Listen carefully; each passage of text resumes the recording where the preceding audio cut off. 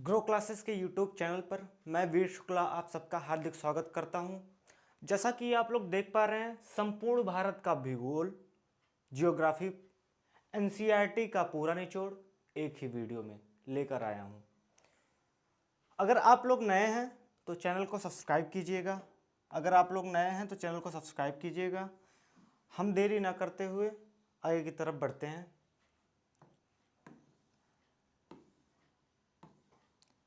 भारत का भूगोल, जैसे क्या होता है कि मैप पे पता होना चाहिए कि भारत की स्थिति क्या है, भारत की स्थिति कहाँ है, भारत कहाँ पे है। आपने देखा होगा, ऐसा ही कुछ दृश्य देखा होगा। इसमें क्या है, ये हमारी क्या है, भूमध्य रेखा। भूमध्य रेखा ये है, ठीक है, ऐसे चला आया है, ये हो गया, ये हमारा हो गया नॉर्थ ईस्ट पॉइंट, एक हो गया साउथ ईस्ट, ठीक है, उत्तर दक्षिण पूरब पश्चिम, ठीक है। भारत आप लोग देख पा रहे होंगे, यहाँ पे ही कुछ है, ऐसा ही कुछ माहौल है, ठीक है, ये भारत है, ऐसा ही भारत है, ठीक है। तो ये कहाँ पे है, ये उत्तर में है, और उत्तर कहाँ है, पूरब में, आप लोग देख पा रहे होंगे, ठीक है। नॉर्थ हो गया और ये साउथ हो गया, ये उत्तर में है, ठीक है। और भारत की जो आकृति है ये कहीं ये चतुष्कोणीय लग रही है। कैसी लग रही है, चतुष्कोणीय, ठीक है, ये आप समझ जाइए। देखिए, भारत की स्थिति उत्तरी गोलार्ध एवं पूर्वी देशांतर में क्या है, उत्तरी गोलार्ध कहाँ पे है, उत्तरी गोलार्ध ये हमारा, ये देखिए, ये हो गया, ये हो गया, ठीक है। उत्तरी गोलार्ध नॉर्थ और साउथ, उत्तरी गोलार्ध और क्या है, पूर्वी देशांतर में, कहाँ पे, पूर्वी देशांतर में, ठीक है। और भारत की आकृति क्या है, चतुष्कोणीय है, भारत की आकृति चतुष्कोणीय है। ये देखिए, ये इधर भी है, इधर भी है, नीचे, ठीक है, इस साइड भी है, चारों साइड। तो क्या भारत की आकृति क्या है, चतुष्कोणीय है, इंपॉर्टेंट है, और उत्तरी गोलार्ध एवं पूर्वी देशांतर में भारत की स्थिति, ठीक है, आकृति और स्थिति ये हो गई, ठीक है। आगे बढ़ते हैं। भारत का अक्षांशीय विस्तार 8 डिग्री 4 मिनट, कितना, 8 डिग्री 4 मिनट से 37 डिग्री 6 मिनट उत्तरी गोलार्ध में है, ठीक है। देशांतरीय विस्तार 68, जो देखिए अक्षांशीय विस्तार और देशांतरीय विस्तार दो विस्तार है, ठीक है। 8 डिग्री 4 मिनट से 37 डिग्री 6 मिनट उत्तरी गोलार्ध में है, और देशांतरीय विस्तार 68 डिग्री 7 मिनट से 97 डिग्री 25 मिनट पूर्वी देशांतर में है, ठीक है। उत्तरी गोलार्ध आपने देखा, ठीक है, उत्तरी गोलार्ध ये हो गया और ये पूर्वी साइड हो गया, ठीक है, इतना ये, ठीक है। 8 डिग्री 4 मिनट से 37 डिग्री 6 मिनट और 68 डिग्री 7 मिनट से 97 डिग्री 25 मिनट पूर्वी देशांतर में, ठीक है। अब देख लेते हैं भारत का विश्व में क्षेत्रफल की दृष्टि से, भारत का विश्व में क्षेत्रफल की दृष्टि से 7वां स्थान है भारत का।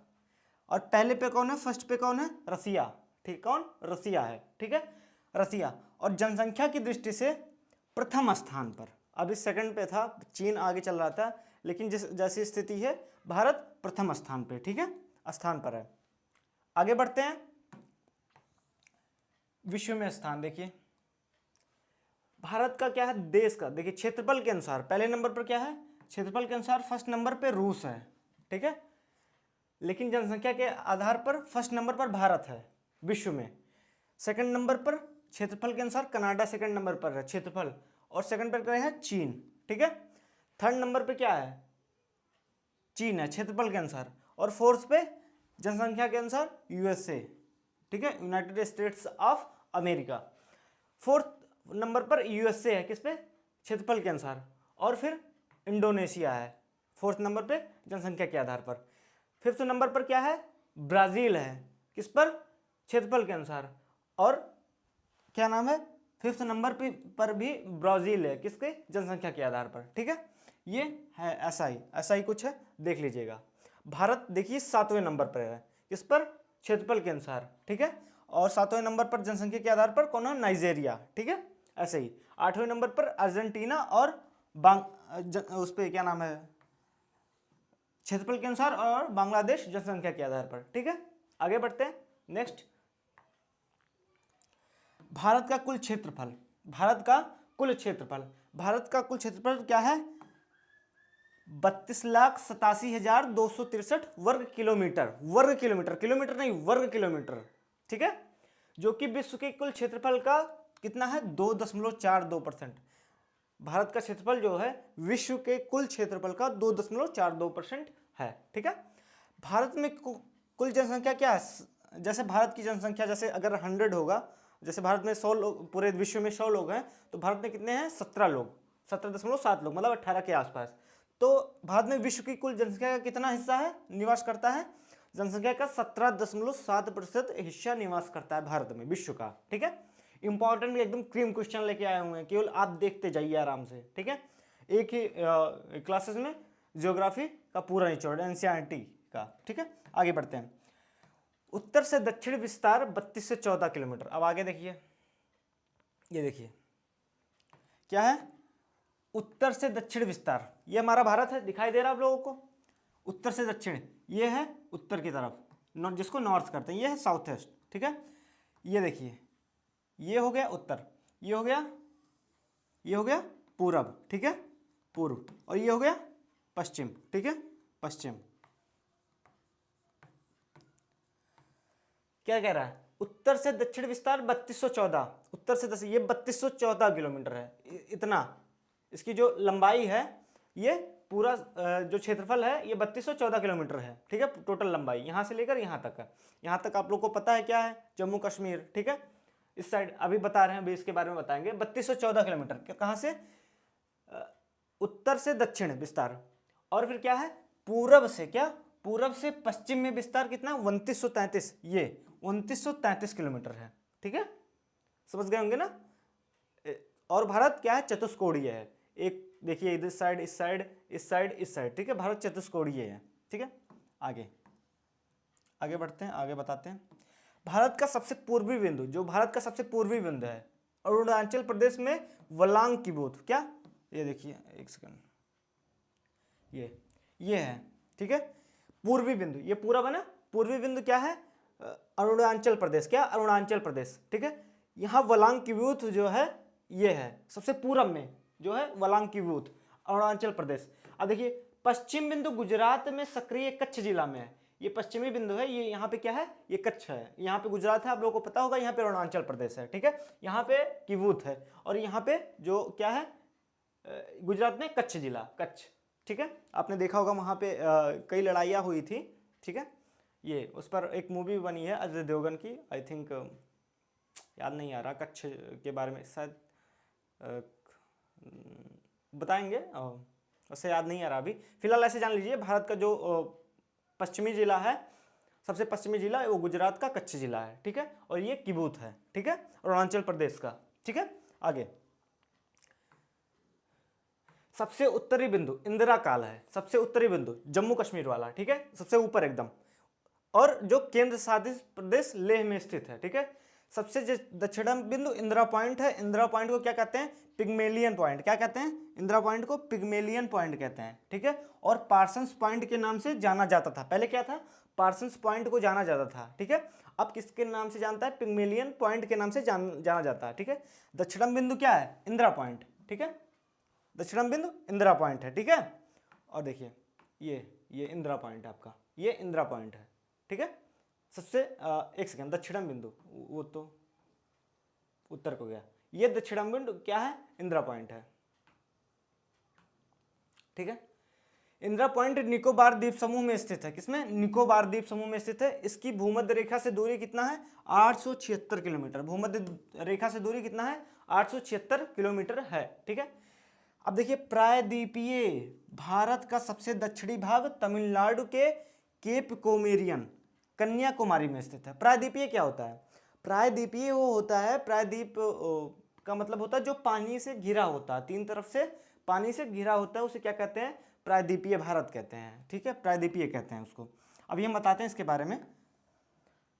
ये देखिए प्रायद्वीपीय क्या है, वो इधर से भी पानी से घिरा रहे, इधर से भी पानी से घिरा है, और इधर से हमारा भारत पानी से घिरा है। ठीक है, तो ये क्या होगी, ये प्रायद्वीपीय हो गया, जो तीन तरफ से पानी से घिरा हो, जल से घिरा हो, उसे क्या कहते हैं, प्रायद्वीपीय। ठीक है, ये देखिए पानी यहाँ सब ब्रह्मगिरी, ये सब पेत्रा नदी, कृष्णा, गोदावरी, ये सब यहाँ से ही, ये देखिए कोने कोने पे, ये तो तीन तरफ से जो घिरा हो उसे क्या कहते हैं, प्रायद्वीपीय।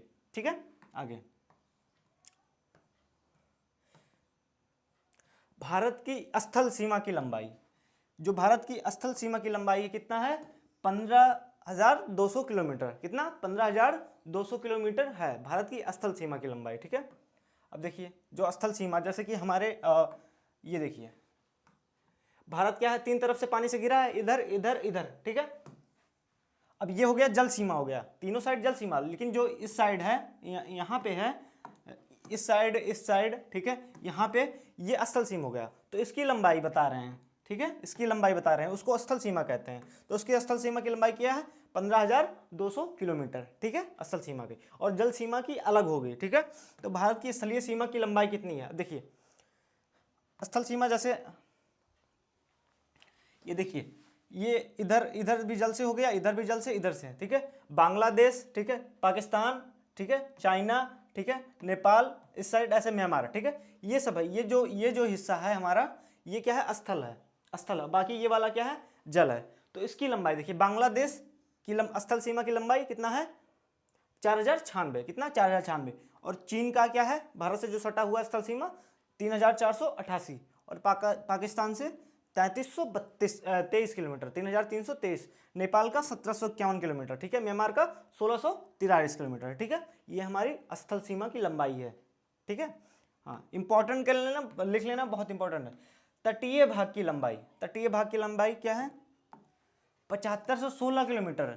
द्वीप समूह मिलाकर, ठीक है, प्रायद्वीपीय भारत, द्वीप समूह मिलाकर, अभी हम बता रहे हैं। केवल भारतीय प्रायद्वीप, जो भारतीय प्रायद्वीप है, क्या तटीय सीमा कितना है, 6100 किलोमीटर। कितना? 6100 किलोमीटर है। ठीक है, भारतीय मानक समय रेखा 82 डिग्री 30 मिनट पूर्वी देशांतर पर है। कितने देशांतर पर है, पूर्वी देशांतर पर 82 डिग्री 30 मिनट पर। ठीक है, आगे मानक समय रेखा क्या है, 5 राज्यों से होकर गुजरती है। कितने राज्यों से? 5 राज्यों से होकर गुजरती है। इंपॉर्टेंट है, याद रखना। उत्तर प्रदेश में कहाँ से मानक समय रेखा, मिर्जापुर से। कहाँ से? मिर्जापुर से। छत्तीसगढ़ से, मध्य प्रदेश से, आंध्र प्रदेश से, ओडिशा से। कितने? 5 राज्यों से होकर गुजरती है मानक समय रेखा। ठीक है, अब मानक समय रेखा 5 राज्यों से गुजरती है, ये बात याद रखना आप। कितने? 5 राज्यों से। अब देखिए, एक सेकंड, ठीक है, अब देखिए इसका शॉर्ट ट्रिक क्या, इसका शॉर्ट ट्रिक क्या है याद करने के लिए, शॉर्ट ट्रिक देखिए, आओ क्षमा उत्तर दो। क्या? आओ क्षमा उत्तर दो। आओ, देखिए, आओ क्षमा उत्तर दो। ठीक है, आओ क्षमा उत्तर दो, इतना याद रख लेना। ये हमारा हो गया मानक समय रेखा। मतलब क्या है, जैसे आ से क्या हो जाएगा, आ से हो जाएगा आंध्र प्रदेश। क्या? आंध्रा, आंध्रा। ठीक है, आंध्रा। ठीक है, आंध्र प्रदेश। ठीक है, ओ से क्या हो जाएगा, ओ से ओडिशा, ओडिशा।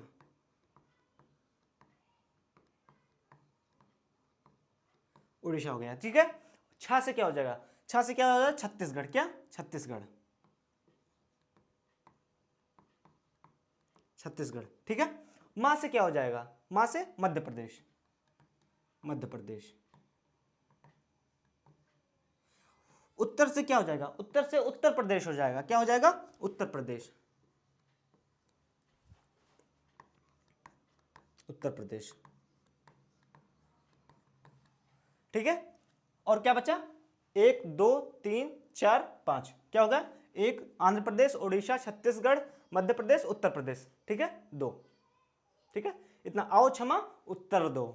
क्या? आओ क्षमा उत्तर दो, मानक समय रेखा। ठीक है, कितने राज्यों से होकर गुजरती है, 5। किस, कौन कौन से? आओ क्षमा उत्तर दो, आंध्रा, ओडिशा, ओडिशा नहीं, ओडिशा, हाँ, ओडिशा, छत्तीसगढ़, मध्य प्रदेश और उत्तर प्रदेश। उत्तर प्रदेश का कौन सा जिला? मिर्जापुर। ठीक है, इंपॉर्टेंट है एकदम, क्रीम क्वेश्चन। ठीक है, याद कर लेना। आगे, भारतीय मानक समय और ग्रीनविच समय के बीच अंतर जो है, इंपॉर्टेंट प्रश्न आ जाता है कि भारतीय मानक समय और ग्रीनविच समय के बीच कितने घंटे का अंतर है, तो 5.5 घंटे का अंतर है। भारतीय समय ग्रीनविच समय से आगे चलता है, जो भारतीय समय है वो ग्रीनविच समय से आगे चलता है। ठीक है, 5.5 घंटे का अंतर है। भारतीय मानक समय और ग्रीनविच समय के बीच का अंतर कितना है, 5.5 घंटे। ठीक है, इंपॉर्टेंट। आगे आगे बढ़ते हैं। देखिए, कर्क रेखा, कर्क रेखा कितने राज्यों से होकर गुजरती है, कर्क रेखा 8 राज्यों से होकर गुजरती है। कितने? कर्क रेखा 8 राज्यों से होकर गुजरती है। गुजरात, राजस्थान, मध्य प्रदेश, छत्तीसगढ़, झारखंड, पश्चिम बंगाल। समझ आई बात? कितने? 8 राज्यों से होकर गुजरती है क्या? कर्क रेखा। ठीक है, याद रखना। अब देखिए लेके आए हैं क्या कर्क, शॉर्ट ट्रिक क्या याद करने का। कर्क रेखा कितने राज्यों से गुजरती है? 8 राज्यों से। कितने? 8 राज्यों से। ये देखिए 8 राज्यों से, इसका शॉर्ट ट्रिक। जैसे क्या हो गया? मित्र पर गमछा झार। क्या? मित्र पर गमछा झार, याद रखना। क्या? मित्र पर गमछा झार। ठीक है, 8 राज्यों से होकर गुजरती है। ये देखिए सब है। अब देखिए क्या हो जाएगा? मित्र पर गमछा झार मतलब क्या हो जाएगा? जैसे मध्य प्रदेश। ठीक है, मध्य प्रदेश। और क्या हो जाएगा? 2 2 4 6 8 नहीं लिखे, 6 लिखे हैं क्या? 8 राज्यों से 6 ही इसमें है। 1 2 3 4 5 6। एक सेकंड। पश्चिम बंगाल, झारखंड, छत्तीसगढ़, मध्य प्रदेश, राजस्थान, गुजरात। ठीक है, 1 2 3 4 5 6, कोई बात नहीं। ठीक है, 8 राज्यों से होकर गुजरती है। देखिए मिजोरम। क्या? मिजोरम, मिजोरम। ठीक है, पश्चिम बंगाल। ठीक है, और क्या हो जाएगा? गुजरात, गुजरात। और क्या हो जाएगा? मध्य प्रदेश। एक सेकंड, हम बता रहे हैं। पहले देखिए क्या हो जाएगा? झारखंड। क्या हो जाएगा? पहले झारखंड देखिए, झारखंड लिख दे रहे हैं, झारखंड। ठीक है, झारखंड। गा से क्या हो जाएगा? गा से क्या हो जाएगा? गा से कुछ दिया है, गमछा, छत्तीसगढ़। क्या हो जाएगा? छत्तीसगढ़।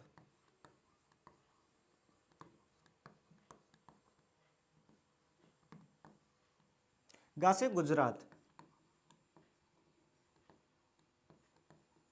ठीक है, और क्या हो जाएगा? पा से पश्चिम बंगाल। ठीक है, पश्चिम बंगाल। ठीक है, और क्या हो जाएगा?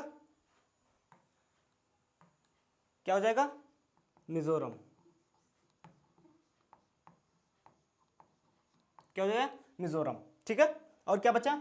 और झारखंड। क्या? झारखंड हो गया। ठीक है, छत्तीसगढ़, छत्तीसगढ़ भी हो गया। गुजरात हो गया। ठीक है, मध्य प्रदेश, पश्चिम बंगाल, राजस्थान। क्या? राजस्थान। क्या? राजस्थान। और क्या बचा? त्रा से त्रिपुरा।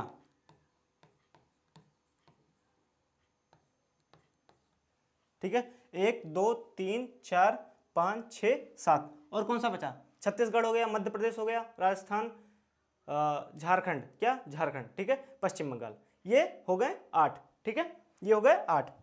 याद रखना क्या होगा? मित्र पर गमछा झार। ठीक है, मिजोरम, त्रिपुरा, पा से पश्चिम बंगाल, और क्या हो गया? गा से गुजरात, छत्तीसगढ़, झारखंड। ठीक है, मध्य प्रदेश। ठीक है, क्या? मध्य प्रदेश। ठीक है, मध्य प्रदेश, मध्य प्रदेश बच गया था, मध्य प्रदेश। ठीक है, मध्य प्रदेश। ठीक है, ये चीज याद रखना। आगे 1 2 3 4 5 6 7 8। देखिए मिजोरम, त्रिपुरा, पश्चिम बंगाल, राजस्थान, गुजरात, मध्य प्रदेश और छत्तीसगढ़ और झारखंड, ये हमारे 8 हो गए। ठीक है, कर्क रेखा कितने राज्यों से गुजरती है? 8 राज्यों से होकर गुजरती है। ठीक है, आगे बढ़ते हैं। भारत का सर्वाधिक नगरीकृत राज्य, सर्वाधिक नगरीकृत राज्य कौन सा है? सर्वाधिक नगरीकृत, सबसे ज्यादा नगर कहाँ है? कौन से राज्य में? गोवा में है। कौन से राज्य में है? गोवा में सर्वाधिक नगरीकृत है। ठीक है, सबसे कम अगर पूछा जाए तो ज्यादा, अगर पूछा गया कि गोवा है तो कम भी पूछने के चांसेस हैं। तो कम कौन सा है? सबसे ज्यादा हिमाचल प्रदेश में है, सबसे कम नगरीकृत राज्य। ठीक है, सबसे कम। सबसे अधिक वन वाला, सबसे अधिक वन वाला राज्य कौन सा है? मध्य प्रदेश। कौन सा? मध्य प्रदेश। अगर पूछा जाए सबसे अधिक वाला तो सबसे कम वाला भी पूछा जाएगा। तो सबसे कम वाला कौन सा है? हरियाणा। सबसे कम वन कहाँ पे? हरियाणा, दिल्ली, हरियाणा। ठीक है, सबसे कम पाया। भारत का मासिनराम मेघालय, जहां सबसे ज्यादा क्या होती है? वर्षा होती है। क्या होता है? सबसे अधिक वर्षा कहाँ होती है? मेघालय। भारत का जो मेघालय है वहां के मासिनराम में होती है। ठीक है, सबसे अधिक वर्षा। ठीक है, आगे भारत के केंद्र शासित प्रदेश लेह में सबसे कम वर्षा, अगर सबसे अधिक वर्षा मासिनराम में होती है भारत के मेघालय राज्य में, तो सबसे कम वर्षा कहाँ होती है? सबसे कम वर्षा लेह में, ठीक है, होती है, ठीक है। अरावली पर्वत सबसे प्राचीन पर्वत श्रृंखला, पूछा जा सकता है कि सबसे प्राचीन पर्वत श्रृंखला कौन सा है, तो कौन सा है? अरावली पर्वत। और क्या सबसे, अगर प्राचीन पूछा गया तो नवीन भी पूछा जाएगा, तो सबसे नवीन पर्वत श्रृंखला कौन सा है? हिमालय पर्वत, ठीक है, श्रृंखला। ये बात इंपॉर्टेंट है, याद कर लेना, ठीक है। आगे एकदम रट लो, रट लो, ज़्यादा कुछ है नहीं। भारत का अंतर्राष्ट्रीय सीमाएं एवं पड़ोसी देश के बारे में जानते हैं। अंतर्राष्ट्रीय सीमा जो है उनके बारे में जानते हैं। भारत की कुल अंतर्राष्ट्रीय सीमा है वो कितना है? 15,200 किलोमीटर। क्या है? 15,200 किलोमीटर, ठीक है। सीमा रेखा में क्या है? 92 जिले और 17 राज्यों से होकर गुजरती है, ठीक है। भारत की तटीय सीमा कितना है? 7516 किलोमीटर, ठीक है। कितनी है? 7500 तटीय सीमा है, जो 9 राज्यों से होकर और 4 केंद्र शासित प्रदेशों को स्पर्श कराती है, ठीक है। केवल प्रायद्वीपीय भारत का तटीय सीमा रेखा, प्रायद्वीपीय भारत जो 3 साइड से पानी से घिरा है, कितना है? 6100 किलोमीटर। कितना? 6100 किलोमीटर है प्रायद्वीपीय भारत। भारतीय राज्यों में गुजरात की तटरेखा सर्वाधिक लंबी है, गुजरात की सबसे ज्यादा तटरेखा, ठीक है, जो इसको क्या कहते हैं? स्थल, आप कहते हैं स्थल सीमा। क्या है? स्थल सीमा सर्वाधिक लंबी है, ठीक है। भारतीय राज्यों में गुजरात की क्या सर्वाधिक लंबी जो तटरेखा है गुजरात की है, ठीक है। इसके बाद आंध्र प्रदेश की तटरेखा है, ठीक है, याद रखना। आगे बढ़ते हैं। त्रिपुरा 3 तरफ से बांग्लादेश से घिरा है। त्रिपुरा कहाँ? 3 तरफ से किससे? बांग्लादेश से घिरा है। 3 तरफ से बांग्लादेश से, त्रिपुरा यहीं कहीं है, ठीक है, यहाँ है। 3 तरफ से बांग्लादेश से घिरा हुआ है। एक बात ये इंपॉर्टेंट है, त्रिपुरा कौन से? बांग्लादेश से। किससे? जो भारत का एक राज्य है त्रिपुरा, कितनी तरफ से घिरा है? 3 तरफ से। किससे? बांग्लादेश से, ठीक है। आगे, भारत के 7 पड़ोसी देश भारत की थल सीमा को स्पर्श करते हैं। 7 पड़ोसी देश, कौन से? 7 पड़ोसी देश, ठीक है। हम आप लोगों को बताए थे प्रायद्वीपीय भारत ये है जो पानी से घिरा है, ठीक है। इधर पानी है सारा, इधर पानी, यहाँ भी, इसके नीचे भी पानी, ठीक है। तो बहुत पानी है, ठीक है, पानी है।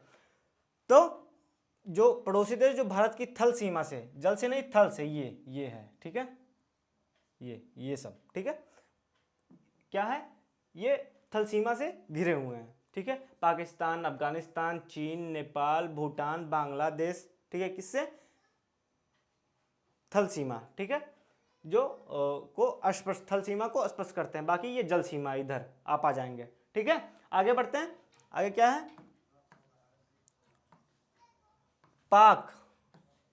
पाक जल डमरू मध्य और मन्नार की खाड़ी श्रीलंका को भारत से अलग करती है।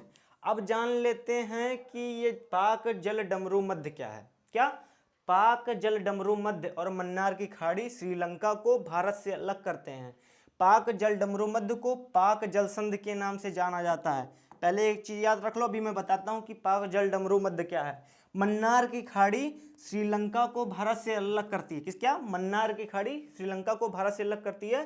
पाक जल डमरू मध्य को पाक जल संधि के नाम से, किसके? पाक जल संधि के नाम से जाना जाता है। अब पाक जल डमरू मध्य है क्या?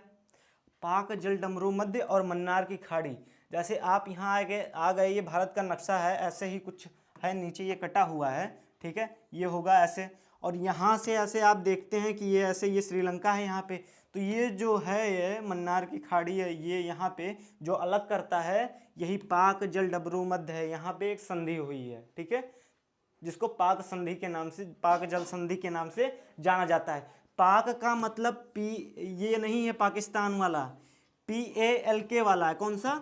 PALK वाला, ये पाक है, इसको पाक जल संधि के नाम से जाना जाता है, ठीक है।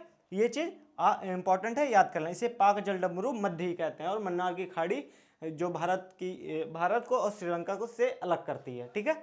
आगे ये चीजें इंपॉर्टेंट है, ये याद रखना, ठीक है। अभी यहाँ पे हम बता दिए, इसको पाक जल संधि के नाम से जाना जाता है। मैकमोहन रेखा।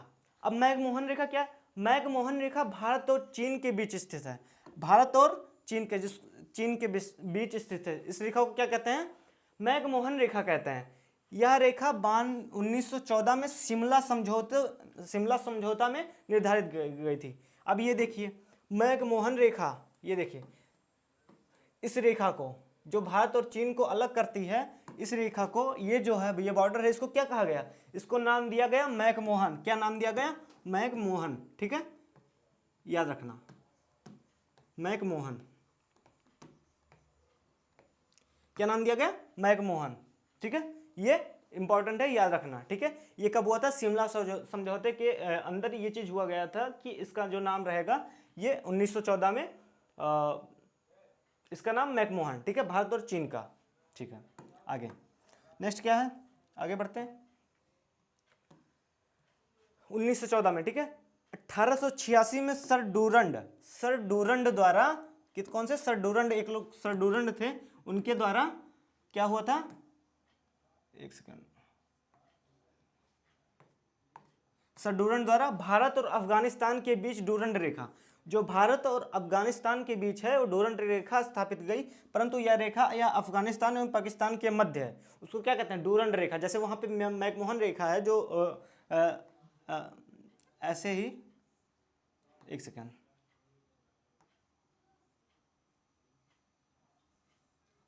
ठीक है, नक्शा ऐसे ही कुछ है। ठीक है, तो यहाँ पे जो यहाँ पे चाइना है ये रेखा, तो यहाँ से अफगानिस्तान का जो है ये जो बॉर्डर है इसको क्या कहते हैं? सर डूरंड रेखा के नाम से जानते हैं। ठीक है, और जो भारत और पाकिस्तान के बीच है, अभी दिखा रहे हैं, ये हमारा, इसको क्या कहते हैं? ये डूरंड रेखा है। कौन सा? डूरंड रेखा है, डूरंड। ठीक है, डूरंड रेखा। और ये कौन सा है? जो भारत और पाकिस्तान के बीच है, इसको क्या कहते हैं? इसको कहते हैं रेडक्लिफ। इसको रेडक्लिफ रेखा कहते हैं, याद रखना, रेडक्लिफ। ठीक है, इसको रेडक्लिफ के नाम से जानते हैं। ठीक है, इंपॉर्टेंट है ये चीज, याद रखना। ठीक है, इसको मैकमोहन रेखा, इसको मैकमोहन रेखा कहते हैं, इसको डूरंड रेखा कहते हैं जो ये है, और इसको रेडक्लिफ रेखा कहते हैं। ठीक है, ये चीज, ठीक है, इंपॉर्टेंट है। आगे बढ़ते हैं, ये चीज आप लोग समझ गए होंगे। देखिए, भारत और पाकिस्तान के बीच क्या? रेडक्लिफ रेखा है। रेडक्लिफ रेखा का निर्धारण 15 अगस्त 1947 को सर सिरिल रेडक्लिफ, किसके? सिरिल रेडक्लिफ की अध्यक्षता में सीमा आयोग द्वारा निर्धारित किया गया था कि इसका नाम क्या रहेगा? भारत और पाकिस्तान के बीच जो रेखा रहेगी रेडक्लिफ रहेगा। ठीक है, और अफगानिस्तान और भारत के बीच में जो वो पाकिस्तान से जुड़ा हुआ है वो, उसका नाम क्या? सर डूरंड ने रखा था, तो डूरंड रेखा। ठीक है, और मैकमोहन रेखा कौन सा? जो चाइना और भारत के बीच स्थित है। ठीक है, ये चीज इंपॉर्टेंट है, याद रखना। आगे चलते हैं। भारत के द्वीपीय समूह, भारत के पास कुल कितना? 1208 द्वीप समूह। कितने? 1208 द्वीप समूह है। ये संख्या सभी छोटे बड़े द्वीपों को मिलाकर बना है। जो भारत के पास कुल द्वीप समूह, छोटे बड़े, छोटे छोटे छोटे, अभी हम बता रहे हैं। अंडमान निकोबार द्वीपीय समूह सबसे बड़ा द्वीप समूह। सबसे बड़ा द्वीप समूह कौन सा है? अंडमान निकोबार। कौन सा? अंडमान निकोबार सबसे बड़ा द्वीप समूह है। अंडमान निकोबार सबसे बड़ा द्वीप समूह है। लक्षद्वीप सबसे छोटा। अगर सबसे बड़ा पूछा जाए तो अभी दिखा रहे हैं हम आप लोगों को, एक सेकंड, ऊपर होगा आई थिंक, ये देखिए, ये देखिए, अंडमान निकोबार द्वीप समूह सबसे बड़ा द्वीप समूह अंडमान निकोबार यहाँ पे है। ठीक है, यहाँ पे, ठीक है, यहाँ पे अंडमान निकोबार। और ये कौन सा? ये लक्षद्वीप है। यहाँ पे जो छोटे छोटे समूह हैं, यहाँ भी छोटे छोटे समूह होंगे। ठीक है, तो यहाँ पे क्या है? यहाँ पे अंडमान निकोबार, ये लक्षद्वीप समूह। ठीक है, लक्षद्वीप सबसे छोटा द्वीप समूह, सबसे छोटा। ठीक है, लक्षद्वीप है, ये बात याद रखना। सबसे बड़ा कौन सा है? अंडमान निकोबार। ठीक है, अंडमान निकोबार,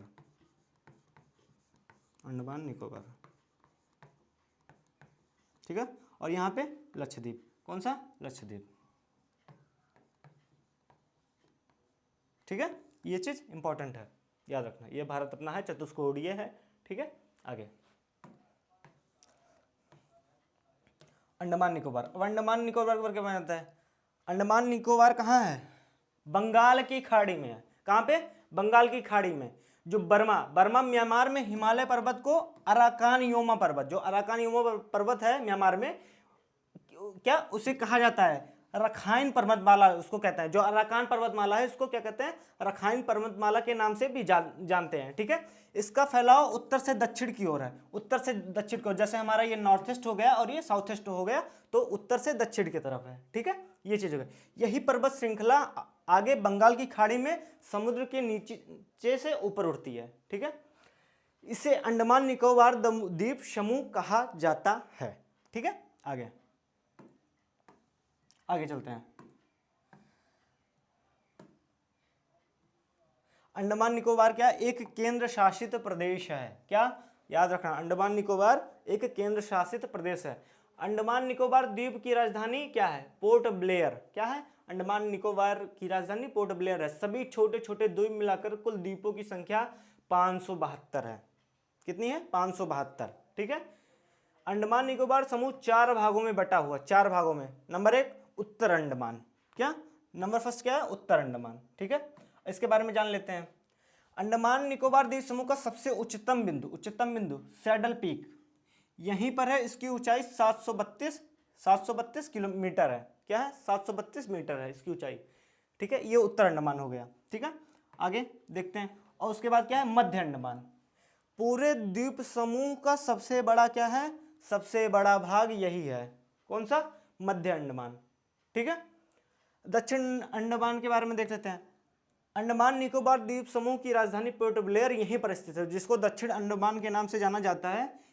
जो उसकी राजधानी है अंडमान निकोबार द्वीप की, वो पोर्ट ब्लेयर है। ठीक है, जिसे दक्षिण अंडमान के नाम से भी जाना जाता है। ठीक है, आगे लिटिल अंडमान। दक्षिण अंडमान तथा लिटिल अंडमान के बीच के भाग को डंकन पैसेज क्या कहते हैं, डंकन पैसेज कहा जाता है। ठीक है, और अंडमान द्वीप समूह के पास ऊपर की तरफ ग्रेट कोको द्वीप एवं लिटिल कोको द्वीप है। इन दोनों पर म्यांमार का अधिकार है।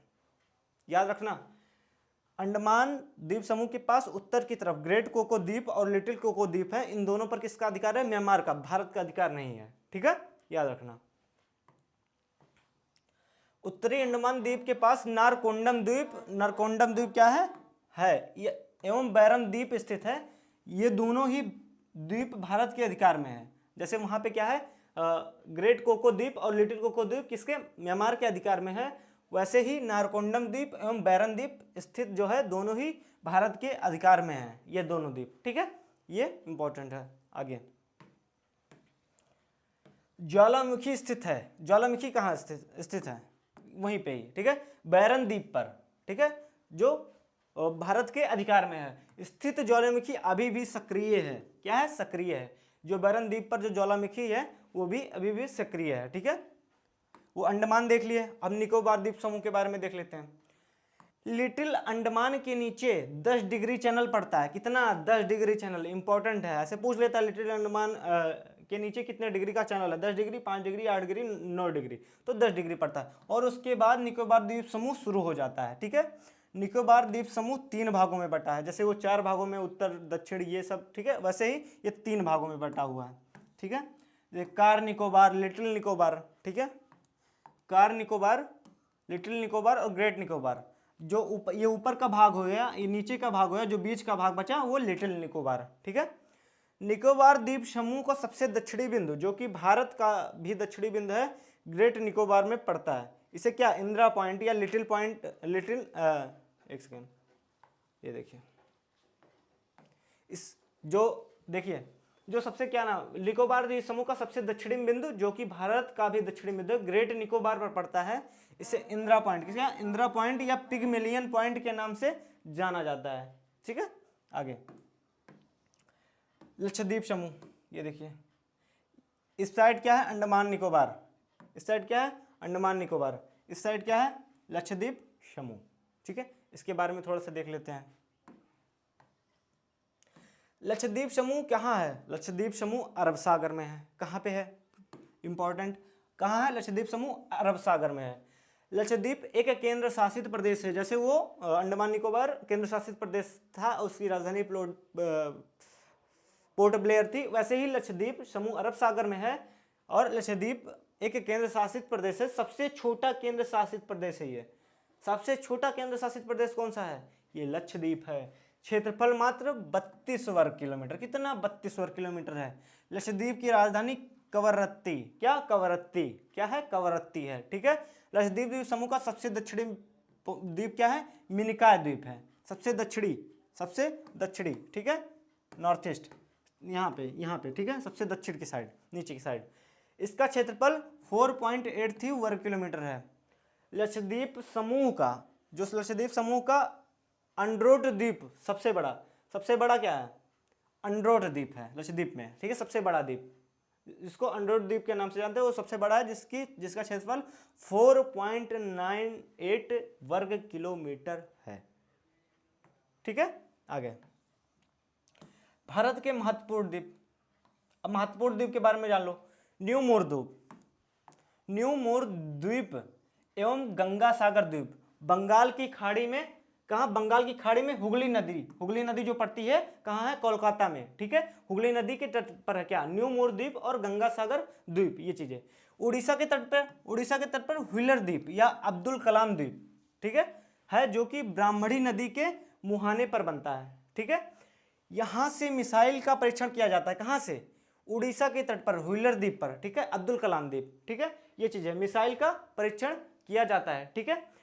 आंध्र प्रदेश के तट पर क्या? श्रीहरिकोटा, जहां पे मिसाइल का वो होता है, ठीक है। सतीश धवन जो स्पेस रिसर्च सेंटर है वो वहां पे स्थित है, ठीक है, सतीश धवन। ये कब हुआ था? ये 2002 में। कब? 2002 में। इसरो के अध्यक्ष रहे थे कौन? सतीश धवन, ठीक है। इस पर एक मूवी आई थी मिशन मंगल, अक्षय कुमार की, वो देख लीजिएगा थोड़ा सा। ये चीज है सतीश धवन, ठीक है। अब पगमन द्वीप ये कहाँ पड़ता है? ये रामेश्वरम में पड़ता है। रामेश्वरम कहाँ पड़ता है? तमिलनाडु में, तमिल में, ठीक है। जैसे बाकी भारत चतुष्कोणीय है तो स्थल सीमा में ये चीज पड़ता है, क्या? रामेश्वरम द्वीप, ठीक है। रामेश्वरम मंदिर यहीं पर स्थित है। अब पगमन द्वीप का सबसे दक्षिणी भाग को क्या कहते हैं? धनुषकोडी कहा जाता है। क्या कहा जाता है? बहुत इंपॉर्टेंट क्वेश्चन आ जाता है कि धनुषकोडी किसे कहा जाता है? पगमन द्वीप, जो पगमन द्वीप है हमारा, उसके सबसे दक्षिणी भाग को, ठीक है, जो दक्षिण की तरफ पे है, जो साउथ ईस्ट पे है, उसे क्या कहते हैं? उसे धनुषकोडी कहा जाता है। इसके बाद राम सेतु शुरू होता है। इसके बाद राम सेतु, श्रीलंका जैसे यहाँ पे है, ये हमारे भारत का ये नक्शा हो गया, ठीक है, यहाँ पे श्रीलंका है, तो इसको क्या कहते हैं? यहाँ से राम सेतु शुरू होता है, इसको धनुषकोडी के नाम से जाना जाता है, ठीक है। इसके बाद ही आगे श्रीलंका एवं भारत के बीच में क्या है? मन्नार की खाड़ी। हमने पहले ही कहा था मन्नार की खाड़ी है, ठीक है, जो अलग करता है किसको? भारत को और श्रीलंका को अलग करता है एक दूसरे से, ठीक है। आगे अब गुजरात में नर्मदा नदी के मुहाने पर खंभात की खाड़ी में आलिया बेट द्वीप कहाँ स्थित है? गुजरात में, नर्मदा नदी के पास, ठीक है, ये चीज। एलिफेंटा की गुफाएं जो होती हैं यहीं पर ही स्थित हैं। आगे भारत का प्रथम राष्ट्रीय उद्यान। अब उद्यान के बारे में जान लेते हैं। जैसे वन्य जीव अभ्यारण्य है हमारे देश में, जो पशु हैं उनकी रक्षा के लिए, जैसे कि अभी बाघ लेके आया गया था, या फिर शेर, चीता, इनकी रक्षा के लिए, जो भी हाथी वगैरह की भारत में इनकी रक्षा के लिए वन्य जीव अभ्यारण्य बनाए गए हैं। तो पहला फर्स्ट वन्य जीव अभ्यारण्य कहाँ बना? फर्स्ट वन्य जीव नेशनल पार्क कहाँ बना? ये जिम कॉर्बेट कहाँ पे है? ये नैनीताल में है। कहाँ पे? नैनीताल। और नैनीताल कहाँ पड़ता है? उत्तराखंड में। कहाँ पड़ता है? उत्तराखंड में। इसका पुराना नाम, जो जिम कॉर्बेट नेशनल पार्क था, उसका पुराना नाम क्या है? हेली नेशनल पार्क था पहले, लेकिन इसको बदलकर बाद में क्या कर दिया गया? इसको बदलकर बाद में जिम कॉर्बेट नेशनल पार्क कर दिया गया, जो भारतीय राष्ट्रीय उद्यान है, ठीक है। इसकी स्थापना स्टेब्लिश कब हुई? 1935 में स्टेब्लिश हुई थी, ठीक है, 1935 में की गई थी। देश में सर्वाधिक राष्ट्रीय उद्यान कहाँ? सबसे ज़्यादा कहाँ पाया जाता है?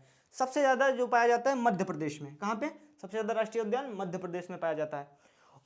और सबसे बड़ा, अभी पूछा जाए भारत का सबसे बड़ा राष्ट्रीय उद्यान, सबसे बड़ा राष्ट्रीय उद्यान क्या है? जम्मू कश्मीर के कहाँ? लेह जनपद में। इसका नाम हिमिस है। सबसे बड़ा राष्ट्रीय उद्यान जम्मू कश्मीर के लेह जनपद में है। इसका नाम क्या है? हिमिस राष्ट्रीय उद्यान। जिम कॉर्बेट पार्क से क्या निकलती है? रामगंगा नदी बहती है। Important question, Jim Corbett national park से प्रश्न आ जाता है, क्या बहता है? गंगा नदी बहती है जिम कॉर्बेट नेशनल पार्क से। भारत का सबसे बड़ा बाघ अभ्यारण्य नागार्जुन सागर आंध्र प्रदेश में है। क्या सबसे बड़ा बाघ अभ्यारण्य क्या है? नागार्जुन सागर, जो कि आंध्र प्रदेश में पड़ता है, ठीक है। आगे देख लेते हैं, ठीक है। भारतीय पक्षी, अब देखिए इंपॉर्टेंट क्वेश्चन, एकदम क्रीम क्वेश्चन लेके आए हैं आप लोग, एकदम क्रीम क्वेश्चन है ये सारे, ऐसा एक साथ नहीं मिलता कहीं पे। आप नोट डाउन कर लीजिएगा और एक साथ देखिएगा, एक रिवीजन करिएगा, 2 बार 3 बार, वो अनकॉन्शियस माइंड में आपके सेव हो जाएगा और क्लिक कर जाएगा, आप कभी भूलेंगे नहीं। भारतीय पक्षी विज्ञानी और प्रकृतिवादी सलीम अली को बर्डमैन ऑफ इंडिया, प्रश्न आ जाता है बर्डमैन ऑफ इंडिया किसको कहा जाता है? सलीम अली को। भारतीय पक्षी विज्ञानी और प्रकृतिवादी सलीम अली को क्या कहा जाता है? बर्डमैन ऑफ इंडिया कहा जाता है। ठीक है, आगे। सलीम अली राष्ट्रीय पक्षी उद्यान जम्मू कश्मीर, कहाँ? जम्मू कश्मीर के श्रीनगर में है सलीम अली राष्ट्रीय पक्षी उद्यान। ठीक है। डाचीगाम सेंचुरी एकमात्र सेंचुरी है जहां कश्मीरी महामृग कहाँ पाया जाता है? डाचीगाम, डाचीगाम सेंचुरी में जहां कश्मीर, जो कश्मीर में है, महामृग पाया जाता है। ठीक है, इंपॉर्टेंट है। अब देखिए भारत प्राणी, भारत प्राणी विज्ञान सर्वेक्षण की स्थापना 1916 ईस्वी में की गई थी और इसका मुख्यालय कोलकाता में है। भारत प्राणी। ठीक है। अंडमान निकोबार द्वीप समूह राज्य जो केंद्र शासित प्रदेश है, सबसे ज्यादा वन्य जीव अभ्यारण्य कहाँ है? अंडमान निकोबार द्वीप समूह में। ठीक है। सब अगर पूछा जाए केंद्र शासित, ऐसा कौन सा केंद्र शासित प्रदेश है जो सबसे ज्यादा क्या है? सबसे ज्यादा वन्य जीव अभ्यारण्य कहाँ है? अंडमान निकोबार में, वो केंद्र शासित प्रदेश। ठीक है, ऐसा इसलिए। मध्य प्रदेश में स्थित बांधवगढ़, बांधवगढ़, बांधवगढ़ राष्ट्रीय उद्यान कहाँ है? बंगाल टाइगर के लिए। किसके लिए? बंगाल टाइगर के लिए सबसे ज्यादा प्रसिद्ध कौन सा है? मध्य प्रदेश। ठीक है, बंगाल टाइगर के लिए जो बांधवगढ़ राष्ट्रीय उद्यान है। अब उत्तराखंड, उत्तराखंड के नंदा देवी के शिखर पर स्थित नंदा देवी राष्ट्रीय उद्यान, पूछा जा सकता है कि राष्ट्रीय नंदा देवी राष्ट्रीय उद्यान कहाँ? उत्तराखंड में है। ठीक है, कहाँ? नंदा देवी के शिखर पर स्थित है। ठीक है, ये 1982 में राष्ट्रीय उद्यान बना। इस क्षेत्र के अंतर्गत फूलों की घाटी है। फूलों को घाटी किसे कहा जाता है? प्रश्न ये भी आ सकता है। ठीक है, प्रश्न आया हुआ क्वेश्चन है, कई एग्जाम्स में आ चुके हैं, रेलवे हो गया, एसएससी हो गया, एंड अदर जो भी हो गया, प्रीवियस ईयर आप उठा के देखेंगे, फूलों की घाटी आपको मिलेगा। ठीक है, किसको, कहाँ पे है? उत्तराखंड में है, जहाँ किस्म किस्म के फूलों की छटा बिखरी हुई है। मतलब अनेक तरह तरह के किस्म, अलग अलग किस्म के फूल वहाँ पे पाए जाते हैं उत्तराखंड में, जिसको हम फूलों की घाटी के नाम से जानते हैं। ठीक है। अब आ जाता दुधवा राष्ट्रीय उद्यान। अब दुधवा राष्ट्रीय उद्यान देखिए, ये उत्तर प्रदेश के नेपाल से अंतरराष्ट्रीय सीमा बनाता है। इससे 1977 में राष्ट्रीय उद्यान का दर्जा दिया गया। दुधवा राष्ट्रीय उद्यान कहाँ से? उत्तर प्रदेश और नेपाल क्या है? इसके अंतरराष्ट्रीय सीमा बनाता है। ठीक है, दुधवा राष्ट्रीय उद्यान उत्तर प्रदेश में ही है। अब देखिए, ये देखिए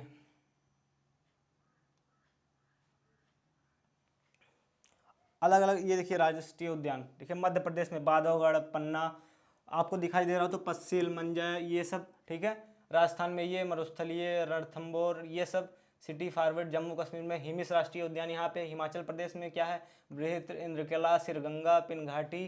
ठीक है, सिम्बालबना, अरुणाचल प्रदेश में माउलिंग। ठीक है, नागटफा, उत्तराखंड में जिम कार्बेट, गंगोत्री। ठीक है, नंदा देवी। ठीक है, फूलों की घाटी, ये सब। सिक्किम में कंचनजंगा। ठीक है, त्रिपुरा में ये सब। ये देखिए, ये देखिए, ये देखिए। ठीक है, दिखाई दे रहा हो, आराम से पॉज करके और देख लीजिएगा। ठीक है, आगे चलते हैं। नेक्स्ट प्रमुख, देखिए कुछ महत्वपूर्ण प्रसिद्ध जो नृत्य हैं, जैसे क्या है? भरतनाट्यम कहाँ प्रसिद्ध है? सबसे ज़्यादा तमिलनाडु में। कहाँ पे? तमिलनाडु में, तमिलनाडु। ठीक है, तमिलनाडु में। ठीक है, सबसे ज़्यादा तमिलनाडु में। कथक उत्तर प्रदेश में, का से कथक, ये उत्तर प्रदेश में। कथकली, कथकली कहाँ? केरल में। का से कथक कली, का से केरल। कथक अलग है, कथक कली अलग है। ठीक है, कुचिपुड़ी ये आंध्र प्रदेश में है। मोहिनीअट्टम, मोहिनीअट्टम केरल। ठीक है, सतरिया असम में है। ठीक है, ये कुछ इंपॉर्टेंट थे जो अलग अलग स्टेट के थे, इंपॉर्टेंट आ जाते हैं, एकदम इंपॉर्टेंट फैक्चुअल क्वेश्चन वो ये है। ठीक है, जो शास्त्रीय नृत्य है, जैसे जैसे होता नहीं, अलग अलग तरह के डांस होते हैं, अलग अलग नाच होते हैं, वो अलग अलग स्टेट के हैं। भरतनाट्यम तमिलनाडु का, कथक उत्तर प्रदेश, कथकली केरल, कुचिपुड़ी आंध्र प्रदेश, मोहिनीअट्टम केरल, सतरिया ये वो। ठीक है, आगे आगे बढ़ते हैं। ये देखिए अलग अलग। ठीक है, ये आंध्र प्रदेश। ठीक है, असम का बिहू इंपॉर्टेंट है, असम का बिहू हम इंपॉर्टेंट बता दे रहे हैं। ठीक है, बाकी आप लोग और पढ़ लीजिएगा। ठीक है, असम का बिहू हो गया, आंध्र प्रदेश का कुचिपुड़ी हो गया, ठीक है, ये ओट्टम हो गया, ठीक है। और देखिए बिहार का क्या हो गया, बिहार का क्या हो गया, सामा चकवा, ठीक है, ये हो गया। गुजरात का गरबा हो गया, इंडिया रास हो गया, ठीक है, टिप्पणी जोरम हो गया। हरियाणा का झूमर हो गया, फाग हो गया, डाफ हो गया, धमाल, लोर, ठीक है। हिमाचल प्रदेश का झाली, छरही, ठीक है, महासू, ये जम्मू कश्मीर का रऊफ हो गया, ठीक है। महाराष्ट्र का लावड़ी, लावड़ी नाच होता है यहाँ पे, ठीक है। कोली, लेजिम, दही कला, ठीक है। उड़ीसा में ओडिसी नाच होता है, ठीक है। सवारी, ठीक है, घूमरा, मुनारी, छाऊ होता है। उड़ीसा में छाऊ बहुत इंपॉर्टेंट है। छाऊ कहाँ का शास्त्रीय नृत्य है, उड़ीसा का है, पश्चिम बंगाल का। पश्चिम बंगाल का आ जाता है मरासिया, ठीक है। पंजाब का भांगड़ा आ जाता है, गिद्दा, दफ, ठीक है। और राजस्थान का घूमर, आप लोग जानते होंगे घूमर, ठीक है। चाकरी, ठीक है, ये आ जाता है। तमिलनाडु का भारतनाट्यम आ जाता है, ठीक है। उत्तर प्रदेश का आ जाता है क्या, कजरी, कहाँ का है, उत्तर प्रदेश का। उत्तराखंड का आ जाता है गढ़वाली है, ठीक है, कजरी यहाँ के। छापेली है गोवा का, तरंगमेल, कोली, दखनी, ठीक है, ये सब वहाँ के शास्त्रीय नाच हैं, ठीक है, संगीत। झारखंड का, ठीक है, झारखंड का डोमचक, घोड़ा नाच, ठीक है। अग्नि, झूमर, ठीक है। अरुणाचल प्रदेश का बुइया, छालो, ठीक है, पोपीर, ये देखिए डोलचोलम, ठीक है। मेघालय का साधु सुख, मिजोरम का छेरो नृत्य। छेरो नृत्य कहाँ का, मिजोरम का है, ठीक है, ऐसे इंपॉर्टेंट है। हाँ, त्रिपुरा का होजागिरी, त्रिपुरा का होजागिरी इंपॉर्टेंट है, नोट कर लीजिएगा, ठीक है, अपने हिसाब से। अब देखिए जनजाति, जो जनजाति है में धार्मिक पुरुष, जो जनजाति हैं हमारे देश में, अभी हम जनजाति के बारे में चर्चा करते हैं उस पर।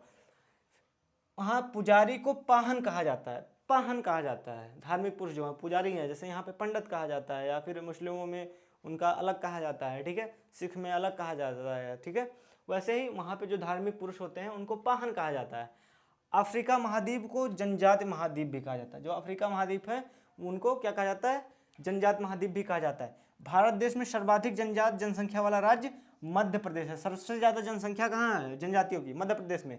इसके बाद दूसरे नंबर पर महाराष्ट्र है, पहले नंबर पर मध्य प्रदेश। भारत देश में सर्वाधिक जनजाति प्रतिशत जनसंख्या वाला राज्य, सबसे ज़्यादा प्रतिशतता कहाँ पे, मिजोरम में है। 94%, 94% वहाँ पे जनजाति हैं, ठीक है, कहाँ पे, मिजोरम में, ठीक है। सर्वाधिक जनजाति जनसंख्या वाला राज्य, सबसे ज़्यादा जनसंख्या, सर्वाधिक जनजाति जनसंख्या, लेकिन सर्वाधिक जनजाति प्रतिशत में कौन सा, मिजोरम, ठीक है। आगे, भारत देश में सर्वाधिक जनजाति प्रतिशत जनसंख्या वाला केंद्र शासित प्रदेश कौन सा, लक्षद्वीप, लक्षद्वीप, ठीक है। भारत देश में न्यूनतम जनजाति जनसंख्या वाला राज्य, न्यूनतम सबसे कम, ठीक है, गोवा। इसके बाद उत्तर प्रदेश, ठीक है।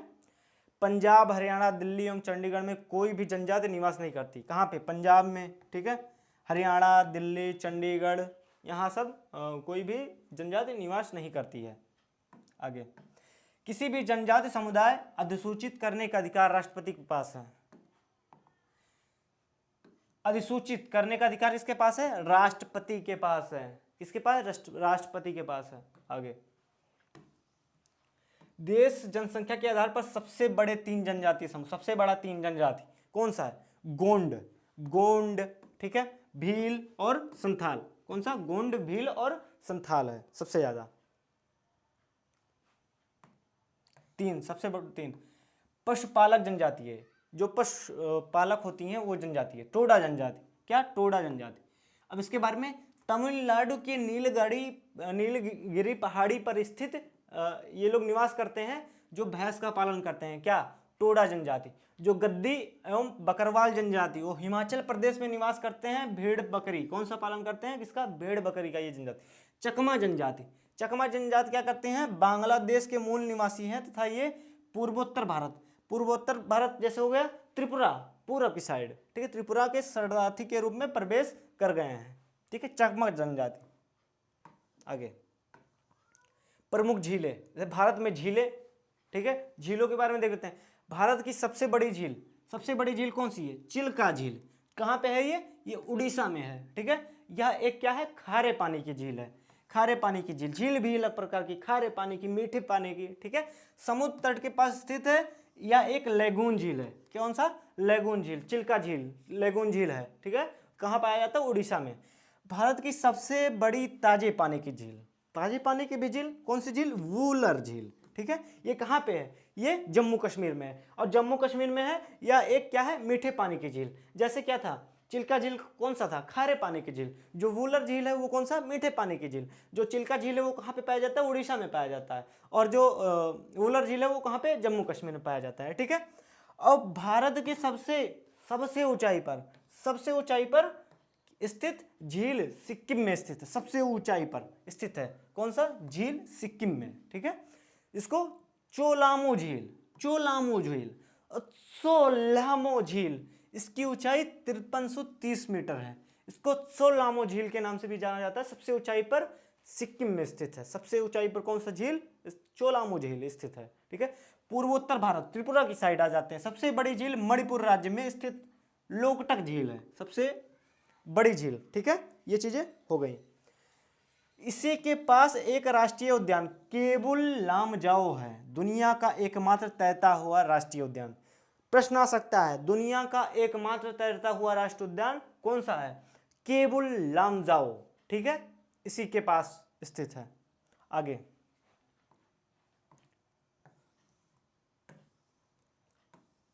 ये देखिए,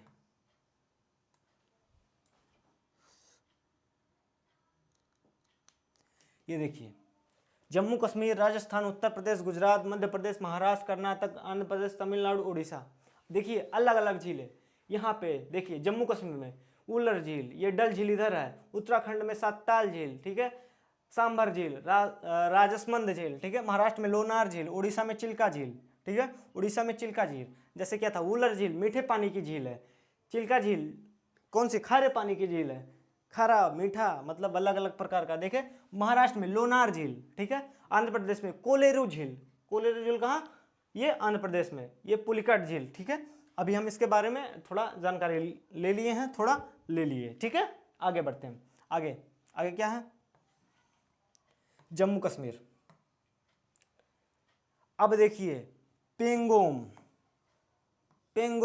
त्यो झील चाइना के अधिकार वाले कश्मीर में स्थित है, जम्मू कश्मीर का, ठीक है। चाइना के अधिकार वाले कश्मीर में स्थित है। आगे इंपॉर्टेंट है, नोट डाउन कर लेना। उलर झील, उलर झील जो है वो क्या है? झेलम के सर्पीलाकार चलने के कारण बनी है। इसे गोखुर झील भी कहा जाता है। उलर झील जो मीठे पानी की झील है, जो कश्मीर में स्थित है, इसको गोखुर झील के नाम से भी जाना जाता है। डल झील ताजे पानी की झील है। क्या? ताजे पानी की झील है, जो कश्मीर में पाए जाते हैं। यहाँ पर दलदल पाए जाते हैं, ठीक है, यहाँ पे दलदल पाए जाते हैं, ठीक है, ठीक है। ये सब जो हैं, ये सब देखिए, ये सब वुलर झील, डल झील, मंसार झील, शेषनाग झील, अनंतनाग झील, नागिन झील, कौन से? नागिन ये देखिए मंसार झील, शेषनाग, अनंतनाग, वुलर, डल, ठीक है, सोलांग झील, वो सब कहाँ? ये सब कहाँ पाए जाते हैं? ये सब जम्मू कश्मीर में, जेके में पाए जाते हैं। लेकिन एक बात याद रखना, पाए जाते हैं, लेकिन ये जो था हमारा, देखिए पेंगोंग त्यो झील, ये चाइना के अधिकार में है। कहाँ? चाइना के अधिकार में है, ठीक है। आगे हिमाचल प्रदेश का देखते हैं। हिमाचल प्रदेश का ये जो है सूरजताल झील, ये बाड़ाला-चला दर्रे के पास ताजे पानी की झील, ताजे पानी की झील सूरजताल झील, चंद्रताल झील और नको झील हिमाचल प्रदेश में स्थित है। आगे हमें लग रहा है स्लो चल रहे हैं हम। रेणुका झील कहाँ है? हम कहाँ बताए हैं? रेणुका झील बताएं, हिमाचल प्रदेश में। हिमाचल प्रदेश में रेणुका झील है। सिरोमौर जिले में स्थित यह एक ताजे पानी की झील है। यहाँ पर एक चिड़ियाघर भी स्थित है। कहाँ? रेणुका झील के पास। उत्तराखंड के बारे में, उत्तराखंड में ये झीलें हैं, नैनी झील, रूपकुंड झील, भीमताल झील, ठीक है, ये उत्तराखंड में है। सिक्किम में चोलामो झील, सोलामो झील, भारत की सबसे ऊंची झील कौन सी है? 5330 किलोमीटर की 5330 मीटर की चोलामो झील। और सोंगमा झील कहाँ? सिक्किम में है। कहाँ पे? सिक्किम में है, ठीक है। आगे मणिपुर में लोकटक झील पूर्वोत्तर की सबसे बड़ी झील है। ये पूर्वोत्तर की सबसे बड़ी झील है, ठीक है, पूर्वोत्तर मणिपुर त्रिपुरा साइड, ठीक है। यहाँ पर तैरता हुआ राष्ट्रीय उद्यान केबुल लामजाओ पर स्थित है। तैरता हुआ जो राष्ट्रीय उद्यान है केबुल लामजाओ यहीं पर स्थित है। उड़ीसा में चिल्का झील, उड़ीसा में खारे पानी की झील, यह एक खारे पानी की झील है। साथ ही भारत की सबसे बड़ी झील है। यह एक लेगून झील भी है, ठीक है, याद रखना। आंध्र प्रदेश में कोलेरू झील ताजे पानी की गोदावरी व कृष्णा नदी के बीच में बनती है। कोलेरू झील कौन सी? कोलेरू झील। आगे चलते हैं। पुलकेट झील, पुलकेट झील, इस झील में झील का कुछ हिस्सा तमिलनाडु में है। जो पुलकेट झील है ये तमिलनाडु में है, और ये कहाँ पे, ये यहाँ पे भी आंध्र प्रदेश का तमिलनाडु में भी है पुलकेट झील। इस झील, यह झील जो है सतीश धवन अंतरिक्ष केंद्र के पास स्थित है, सतीश धवन अंतरिक्ष केंद्र के पास स्थित है। अब तमिलनाडु का झील देख लेते हैं। वीरानंद झील, पुलकेट झील, चेम्बारकाम झील, ठीक है। जैसे कि ये आंध्र प्रदेश में था, और पुलकेट झील तो ये तमिलनाडु में भी है, ठीक है, चेम्बार झील। केरल का वेम्बनाड झील, ठीक है, खारे पानी की लेगून झील है वेम्बनाड, ठीक है। सातकोटा झील और अष्टमुंडी झील, ठीक है, ये देख लेना अपने हिसाब से, ठीक है, ये सब झील। तेलंगाना झील, ऐसा पूछ सकता है ये झील कहाँ स्थित है, बस इसके लिए ये चीज़ हम करवा रहे हैं कि ये झील कहाँ स्थित है, ऐसे आ जाए तो। हिमायत सागर झील तेलंगाना में, उस्मान सागर झील ये भी तेलंगाना में है। सबसे इंपॉर्टेंट जो प्रीवियस में आए हुए थे ऐसे ही क्वेश्चन लेके आए एनसीईआरटी के अनुसार, ठीक है। लोनार झील महाराष्ट्र में, ठीक है, ज्वालामुखी द्वारा निर्मित झील है ये, महाराष्ट्र का लोनार झील। गुजरात में नल सरोवर झील, ठीक है। आगे राजस्थान में सांभर झील, खारे पानी की झील है, या भारत में नमक की आपूर्ति में सहायक है, जो नमक की आपूर्ति में सहायक है। कौन सी? सांभर झील, ठीक है। पुष्कर झील, नक्की झील, राजसमंद झील, ठीक है, ये है। ढेवर लेक, ढेवर लेक जिसको देवर लेक भी कहते हैं, यहाँ मानव निर्मित झील है, मानव निर्मित झील है, जिसे 17वीं शताब्दी के उदयपुर के राजा ने, इंपॉर्टेंट है, मोस्ट इंपॉर्टेंट, ढेवर लेक, देवर लेक झील, या मानव निर्मित, मानव ने बनाया था इस झील को, यह प्राकृतिक रूप से नहीं बना, वो ईश्वरीय उससे नहीं प्राप्त है। 17वीं शताब्दी में उदयपुर, राजस्थान में उदयपुर जिला है, वहां के राजा ने बनवाया था। पंचभद्रा झील, खारे पानी की झील है ये, ठीक है। आगे भारत की मिट्टियां, अब क्या है? भारत की मिट्टियां। अब भारत के मिट्टियों के बारे में देखते हैं। भारत की मिट्टियां, उनके प्रकार, उनकी विशेषताएं। क्या? बहुत गर्मी हो रही है। भारत की मिट्टियां, प्रकार, वितरण एवं विशेषताएं। भारतीय कृषि अनुसंधान परिषद ने भारत की मिट्टियों का उनकी प्रकृति और गुण के आधार पर उनका अलग अलग रूप में वितरण किया है, ठीक है। निम्नलिखित 8 प्रकार में वर्गीकृत किया गया। कितने प्रकार में? 8 प्रकार में वर्गीकृत किया गया है, ठीक है। अब 8 प्रकार, एक सेकंड, आईसीएआर के अनुसार, क्या? आईसीएआर के अनुसार, ठीक है। आईसीआर, आईसीआर ये क्या करता है? एक सेकंड, किन से? भारतीय कृषि अनुसंधान नई दिल्ली, इसका हेडक्वार्टर क्या है? आईसीएआर का हेडक्वार्टर नई दिल्ली है। 8 प्रकार की मिट्टियों का वर्गीकरण किया गया कि मिट्टियां 8 प्रकार की होती हैं, ठीक है, 8 प्रकार की। जैसे ये हो गया, ये देखिए, जलोढ़ मिट्टी, मरुस्थलीय मिट्टी, काली मिट्टी, लेटराइट मिट्टी, लाल मिट्टी, जलोढ़ मिट्टी, ठीक है। इनमें कई कई कैटेगरी शामिल है। क्या? कई कई कैटेगरी शामिल है। अब इसके बारे में हम जानते हैं, ठीक है, इसके बारे में जानते हैं। आगे चलते हैं। चार्ज हो गया पेन, हाँ, आगे। भारत की सभी मिट्टियों में, क्या? भारत की सभी मिट्टियों में 3 चीजों की कमी पाई जाती। कौन कौन सी? जो जितनी भी प्रकार की मिट्टी है, 8 प्रकार की मिट्टी, ठीक है। ह्यूमस, नाइट्रोजन, फास्फोरस, ठीक है। मिट्टी में वनस्पतियों के सड़े गले जो वो भाग होते हैं, उनको क्या कहा जाता है? जो सड़े गले भाग होते हैं उनको ह्यूमस कहा जाता है। ह्यूमस किसको कहा जाता है? जो मिट्टी के वनस्पतियों में सड़े गले जो भाग होते हैं उनको क्या कहा जाता है? उनको ह्यूमस कहा जाता है, ठीक है। सभी जितने भी प्रकार की मिट्टी है उसमें ह्यूमस, नाइट्रोजन और फास्फोरस की कमी पाई जाती है, ठीक है। इसे काप या कघारी मिट्टी भी कहा जाता है। इसे क्या कहा जाता है? इसे काप या कघारी मिट्टी भी कहा जाता है, ठीक है। दिखाई दे रहा है, ठीक, हाँ, ठीक है। अगर क्वालिटी स्लो आ रही हो, इस पर कम आ गई हो तो थोड़ा क्वालिटी बढ़ा लीजिएगा, ठीक है। काप या कघारी मिट्टी कहा जाता है। यह भारत में सर्वाधिक 43% क्षेत्रफल पर विस्तृत है। कौन सी? जलोढ़ मिट्टी। नंबर 1 जलोढ़ मिट्टी, आप लोग याद रखना, नंबर 1 जलोढ़ मिट्टी, ठीक है। जलोढ़ मिट्टी के बारे में बता रहे हैं। यह भारत के मैदानों में सतलज के मैदान से, ठीक है, स्थित है। सतलज मैदान से पूर्वोत्तर के आधार पर ये मैदान तक स्थित है।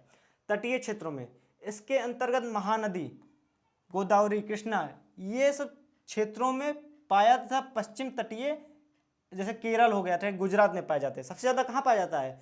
जो जलोढ़ मिट्टी है वो गुजरात में पाया जाता है। यह मिट्टी नदियों द्वारा पहाड़ों से काट कर लाया जाता है।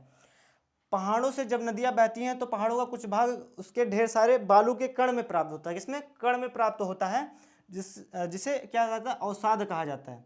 यह 2 प्रकार की होती है, ठीक है।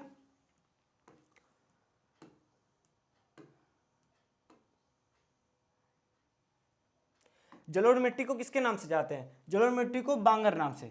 जैसे खादर, जैसे दो प्रकार की, एक खादर एक बांगर।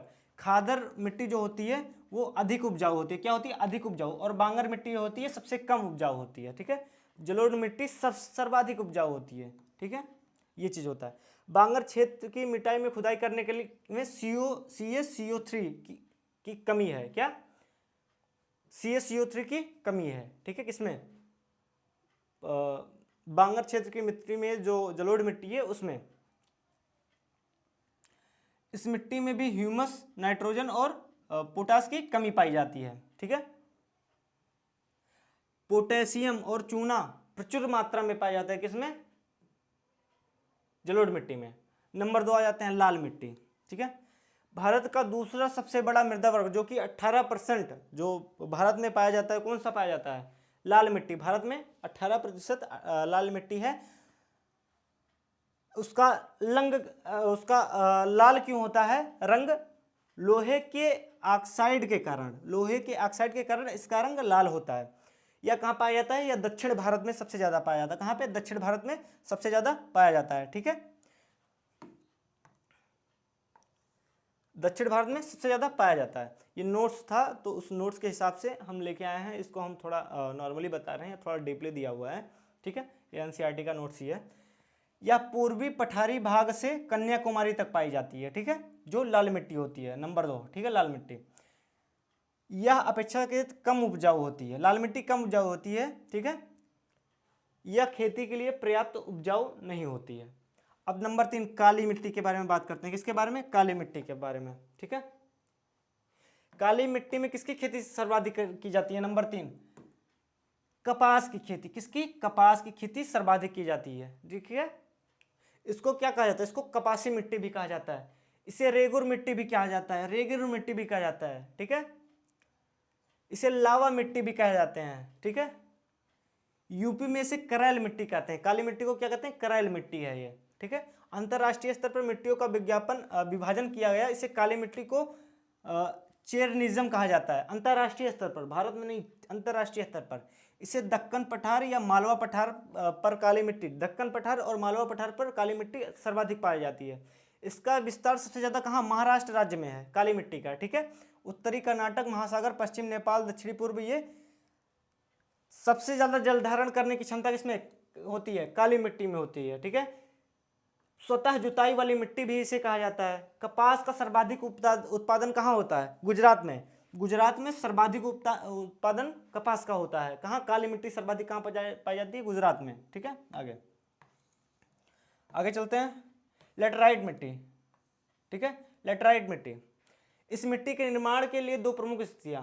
ठीक है, जहां पे 200 सेंटीमीटर से अधिक वर्षा होती है। ठीक है, वहां पे, और अधिक गर्मी। ये देखिए, ये दोनों परिस्थितियां पश्चिमी घाट पर, उड़ीसा तट के शिलांग पठार पर। सबसे ज्यादा लेटराइट मिट्टी कहाँ पाई जाती है? सबसे ज्यादा लेटराइट मिट्टी जो होती है केरल में पाई जाती है। कहाँ पे? केरल के क्षेत्र में पाई जाती है। ठीक है, आगे ये चीज याद रखना। आगे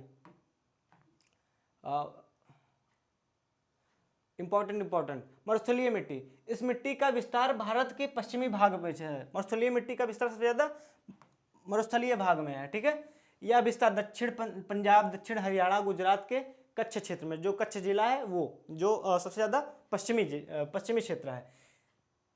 यहाँ पर खेती की खाद्यान्नों में खेती की संभावना संभव नहीं है। ठीक है, यहाँ पर सबसे ज्यादा क्या होता है? अनाज, ज्वार, बाजरा, सरसों। कौन से? मरुस्थलीय मिट्टी में हम कर सकते हैं। जो पर्वतीय मिट्टी होती है, ठीक है, पर्वतीय मिट्टी में भारत में कश्मीर से लेकर हिमाचल प्रदेश में पाई जाती है। ठीक है, उत्तराखंड एंड अरुणाचल प्रदेश में पाई जाती है। कौन सी? पर्वतीय मिट्टी। इस मिट्टी में ह्यूमस पाया जाता है। ह्यूमस, जैसे उसमें कमी थी ना, जलोढ़ मिट्टी में ह्यूमस की कमी थी, उसमें ह्यूमस प्रचुर मात्रा में पाए जाते हैं।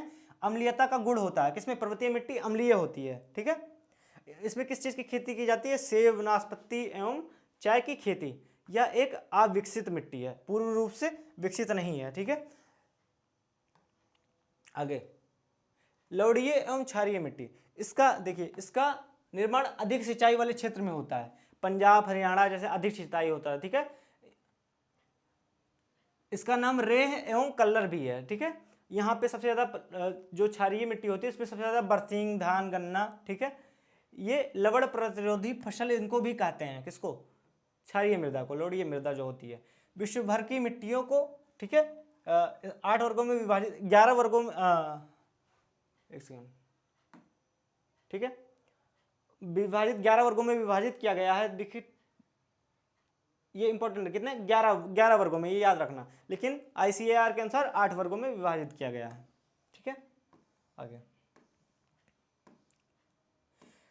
मिट्टियां और उनके फसल योग्यता, जैसे जलोढ़ मिट्टी में क्या होता है, इंपॉर्टेंट है, जलोढ़ मिट्टी में, ठीक है, गहन खेती करते हैं, काली में कपास की खेती की जाती है, लाल पीली जो मिट्टी होती है उसमें धान की खेती, वनीय मिट्टी में काफ़ी, काजू, मसाले, मरुस्थलीय शुष्क मिट्टी होती है उसमें ज्वार, बाजरा जो मोटे अनाज होते हैं, और लोडीय मिट्टी में अनुपजाऊ जैसे बरसिंग, अमरूद, आंवला, इनकी खेती की जाती है, ठीक है, ये देख लेना, याद कर लेना। और कंटेंट पसंद आ रहा हो तो सब्सक्राइब कीजिएगा चैनल को, क्योंकि ऐसे ही कंटेंट इस चैनल पर उपलब्ध है। और जो भी शिक्षक भर्ती, SSC, रेलवे और पुलिस भर्ती की तैयारी की जा रही है उनके लिए, और डेली करंट अफेयर्स के लिए सब्सक्राइब जरूर कीजिएगा, ठीक है। और हमें उम्मीद है कि ये चैनल आप लोगों को पसंद आया होगा, ठीक है, ये कंटेंट पसंद आए होंगे। नेक्स्ट क्लासेस जो लगने वाली है, इतिहास, हिस्ट्री, ठीक है, जो भी जितने भी राजा, जो भी शासनकाल थे, ठीक है, मुगल शासनकाल, स्टार्टिंग से लेकर एक ही वीडियो में उनका पूरा निचोड़ NCERT के अनुसार लेके आएंगे, ठीक है। अभी जस्ट 1 घंटे के बाद क्लास लगेगी, ठीक है। तो फिर मिलते हैं नेक्स्ट क्लासेस में। थैंक यू, आपका दिन शुभ हो। जय हिंद, जय भारत।